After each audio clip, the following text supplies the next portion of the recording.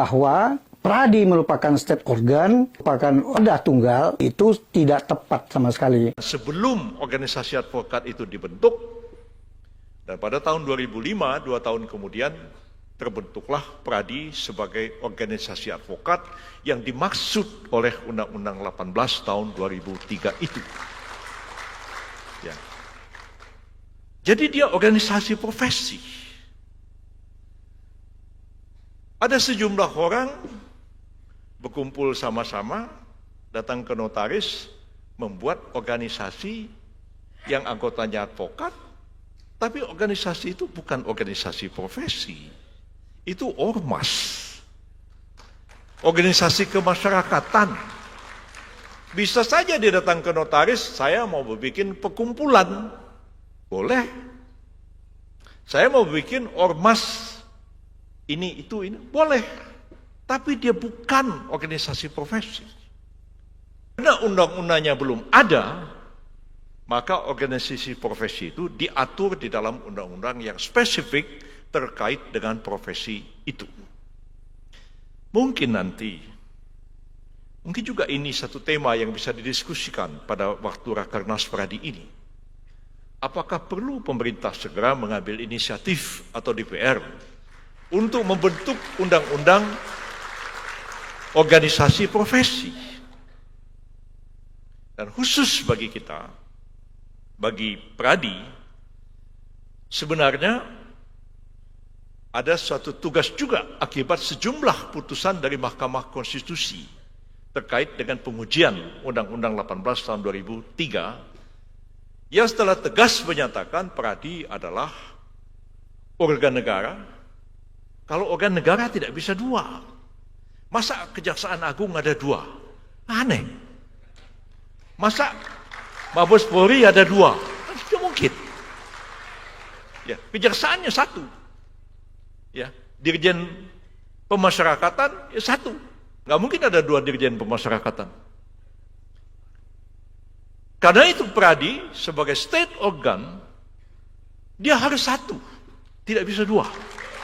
Sekarang ini hangat berita tentang perkembangan apa yang sudah diucapkan oleh Menko Hukum Yusril Iza Mahendra bahwa Pradi merupakan state organ negara, merupakan wadah tunggal di dalam Undang-Undang Advokat, Undang-Undang Nomor 18 Tahun 2003. Apa yang dimaksud oleh Menko Yusril ini seharusnya tidak menyebut itu adalah organisasi Pradi. Karena undang-undang itu sendiri memang menyebut undang-undang itu untuk organisasi advokat adalah wadah tunggal. Di dalam undang-undang itu tidak menyebut state organ. Tidak ada di undang-undang itu juga yang menyatakan secara eksplisit ada kalimat kata Pradi. Tapi itu ada berlaku umum. Undang-undang itu diharapkan organisasi advokat yang dibentuk adalah wadah tunggal. Jadi berlaku untuk kepentingan profesi advokat. Jadi kalau konotasi disebut bahwa Pradi merupakan state organ, merupakan wadah tunggal, itu tidak tepat sama sekali. Menteri Hukum kurang memahami kalau menurut saya, kurang melihat sejarah. Tapi dia harus sadar bahwa ini untuk berlaku umum. Sekarang sudah terjadi fakta bahwa di dalam sosiologis di bangsa kita sekarang ada namanya organisasi Pradi,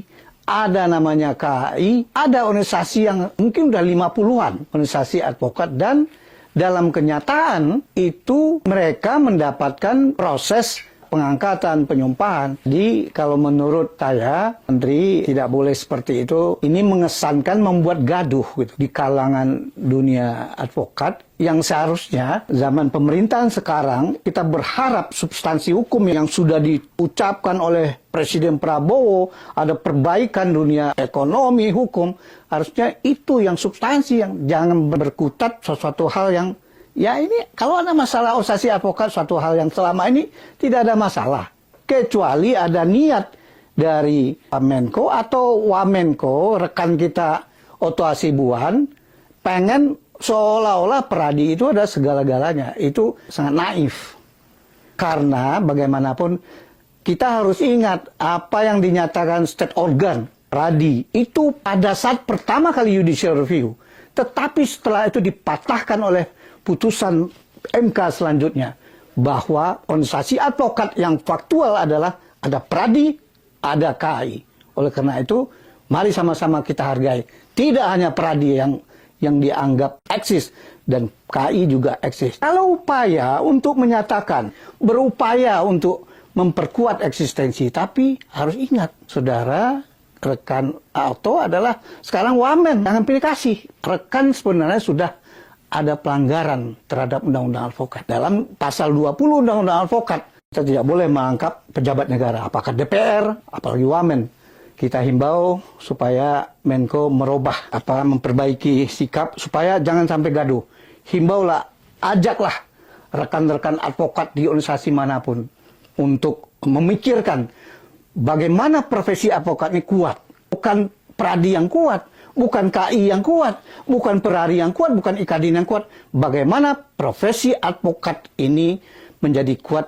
Mungkin di undang-undang ini perlu kita revisi. Udah lebih dari 20 tahun. Betapa banyak pada saat teman-teman kita profesi advokat menjalankan praktek, terjadi kriminalisasi. Kita akan buat suatu perhitungan dengan badan-badan hukum lain. Oleh karena itu dibutuhkan perbaikan undang-undang advokat untuk kepentingan profesi. Bukan untuk Pradi, bukan untuk KI, bukan untuk siapa-siapa. Kita himbau bahwa Menko, Yusril maupun Otto kembalilah melihat dengan kacamata yang benar. Saudara-saudara adalah pejabat negara, harus berlaku negarawan. Walaupun saudara Otto menjadi pimpinan, tidak boleh memperlihatkan keberpihakan, nggak boleh diskriminatif. Kalau saudara masih ini, saudara Otto harus mundur. Atau pilih salah satu, milih menteri, wamen, atau pilih ketua. Kalau kita lihat kembangan riwayatnya, riwayat organisasi advokat ini yang saya tahu bahwa sejak tahun 64 negara kita sudah memiliki organisasi advokat yang dianggap organisasi yang eksis, dianggap juga wadah tunggal, walaupun tidak ada undang-undangnya. Itu namanya organisasi Pradin. Tapi maksudnya bukan Pradin yang sekarang, Pradin tua tahun 64 dulu. Di situ eksis dan diakui oleh masyarakat maupun pemerintah. Masuk kasus-kasus besar zaman itu, perkara pemberontakan PKI atau Subversif, itu diberikan kesempatan melihat kualitas kepada organisasi Pradin itu. Tetapi suatu saat berkembang banyak organisasi yang tumbuh, sehingga suatu saat pemerintah juga menghimbau pada tahun 85 dibuat suatu organisasi mengarah dengan harapan dianggap juga wadah tunggal. Berdirilah tahun 1985 Ikadin, Ikatan Advokat Indonesia. Cuma sayangnya berdirinya organisasi Ikadin tidak melebur. Organisasi lain tetap berdiri, misalnya Pradin berdiri. Dalam perkembangan sosiologis dalam organisasi advokat ini, baru 1 tahun pemerintah mendorong adanya wadah tunggal, berdirinya Ikadin tahun 85.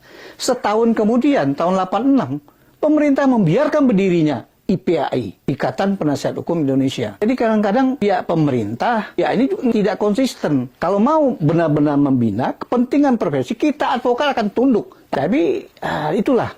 Kita lihat perkembangan secara sosiologis. Udah dibentuk wadah tunggal, kemudian diberi kesempatan lagi berdiri organisasi penasihat hukum. Yang mungkin ada juga penyebabnya, karena senior-senior kita zaman yang lama itu tidak mau menerima organisasi anggota yang bukan produk advokat yang dikeluarkan menteri. Pada zaman itu banyak sekali sarjana hukum yang hasil dari produk ujian dari pengadilan tinggi yang dikeluarkan namanya SKPT. Itu banyak. Jadi mungkin takut bersaing para senior waktu itu, yang ada yang alumni dari Belanda atau pengen yang tamat-tamat yang baru itu dianggap mantri. Itu akhirnya membuat ada gap. Tapi itu pengalaman kita yang lama. Jadi kita menjadi pelajaran. Harusnya Menteri Hukum dan Otto melihat sejarah kita berkali-kali dibuat wadah tunggal selalu gagal. Kemudian terlepas berdirinya IPAI setelah Ikadin, malah di badan Ikadin itu sendiri munas pertama pecah. Itu dibiarkan oleh pihak pemerintah. Jadi memang kita himbau juga pemerintah Prabowo sekarang ini, lihat kalau mau advokat hati-hati. Karena ini bukan sederhana, ini organisasi independen, mandiri. Jadi jangan ada yang mencoba menggerus advokat ini. Kita butuhkan untuk kepentingan penegakan hukum yang tidak bagus, kita perbaiki. Jangan sudah begini, bukan berarti kita tidak mau berubah. Sekarang kan organisasi sangat banyak. Kita juga gamang. Kita juga melihat banyak produk dari organisasi-organisasi baru yang abal-abal. Kita juga tidak menginginkan seperti itu. Oleh karena itu, apa jalan keluarnya? Salah satunya kita harapkan pemerintah, Menko, dorong perubahan undang-undang advokat. DPR pun kita harapkan juga itu yang harus kita jalankan, perubahan undang-undang. Jangan mencari-cari sesuatu hal yang membuat membuat gaduh di antara kita. Kita tidak menginginkan ini merugikan penegakan hukum kita. Bukan penegakan hukum yang ini ribut antara dunia advokat, kan sayang. Menko kita, Wamen kita akhirnya sibuk dengan ngurus dunia advokat. Jadi oleh karena itu perbaikilah. Udah terlanjur nih, kita berharap perbaiki. Kemudian kepada rekan kita Otto, mundurlah dari itu. Itu tidak memberi contoh yang baik kepada dunia advokat. Itu pelanggaran. Pasal 20 Undang-Undang Advokat, kita nggak boleh merangkap. Silahkan kepada teman-teman pengurus yang lain, peradi yang lain berjuang. Apa yang dia mau perjuangkan, yang tentu diharapkan diterima oleh semua pihak. Kita tidak mau ingin perubahan, kita mau maju bersama. Tidak hanya peradi, tidak hanya KI. Ayo kita standar apa? Kode etik yang harus kita perjuangkan. Misalnya Dewan Kehormatan bersama harus kita perjuangkan. Jadi jangan kita biarkan, kalau tidak kita yang berjuang siapa lagi? Kalau masalah politik kan berbeda. Lihat aja ini. Ada kesan bahwa peradi seolah karena pimpinannya duduk di pemerintahan memanfaatkan ini. Ini kan tidak tepat gitu. Oleh karena itu kita himbau supaya ada merubah sikap supaya teman-teman di organisasi manapun bisa suasana pun jadi tenang. Mari kita berpikir apa yang terbaik untuk profesi advokat. Supaya profesi advokat itu terhormat, bagaimana kualitasnya diperbaiki, itu yang harus bersama-sama. Jadi peradi kalau memang punya contoh, punya pengalaman yang bagus, ya ajak baik-baik. Pasti teman-teman organisasi yang lain mengikut. Tapi kalau cara-caranya kurang enak, seolah-olah di atas segalanya, ya itu akan timbul friksi, timbul pertentangan yang tidak menghasilkan produktif, malah membuat gaduh. Nah, himbauan ke depan mungkin ya, supaya seperti apa yang saya bilang, mari kita duduk bersamalah. Pemerintah, Menko Hukum, dan Wamen cari upaya bagaimana menggalang pertemuan-pertemuan yang baik atau diskusi-diskusi atau FGD, bagaimana organisasi advokat yang bagus dan baik dan menunjang perbaikan penegakan hukum kita ke depan. Karena bagaimanapun penasihat advokat adalah bagian dari penegak hukum. Dia tidak boleh lemah. Kalau dia lemah atau diperlakukan kriminalisasi, itu akan merugikan penegakan hukum kita. Apalagi sekarang, pemerintahan Prabowo kan pengen dunia hukum, pengen ada reformasi hukum. Oleh karena itu, berikan petunjuk tanda-tanda. Perbaikan dulu dunia advokat. Dunia advokat diperbaiki secara pelan-pelan, mungkin juga akan mengarah kepada perbaikan penegakan hukum ke depan yang lebih baik. Dan begitu juga kami himbau kepada rekan-rekan advokat dimanapun berada, dimanapun organisasinya, ini jangan kita terlalu berprediksi yang negatif. Kita ambil hikmahnya. Apa yang udah diucapkan oleh Menko Polhukam mungkin hanya slip atau kurang memahami. Sekarang kita himbau Menko Hukum Yusril supaya lebih arif dan bijak dalamin masalah dunia supaya tidak terjadi kegaduhan. Begitu juga Wamen kita, rekan kita Otto Hasibuan, mari perbaiki sikap, dan teman-teman nggak usah khawatir, kita tetap jalan seperti sedia kala aja. Ini hanya masalah perdebatan, masalah upaya, tapi itu pun kita kritisi. Mudah-mudahan Menko Yusril maupun Wamen Otto Hasibuan bisa mendengar himbauan-himbauan kita supaya tidak terjadi kegaduhan di dunia advokat. Kita berharap advokat ini kita perbaiki. Oleh karena itu yang diperbaiki itu bukan peradinya, bukan KI-nya, bukan perarinya, bukan IKD-nya. Profesi advokat kita perbaiki, lihatlah melalui perubahan undang-undang advokat. Karena undang-undang advokat itu masih kurang 20 tahun yang lalu. Sekarang fakta banyak terjadi kriminalisasi. Oleh karena itu perlu perjuangan bersama kepentingan profesi advokat. Jadi kami himbau advokat tenang, nggak ada masalah. Itu hanya percakapan, diskursus demi perbaikan hikmah ke depan dunia advokat. Terima kasih.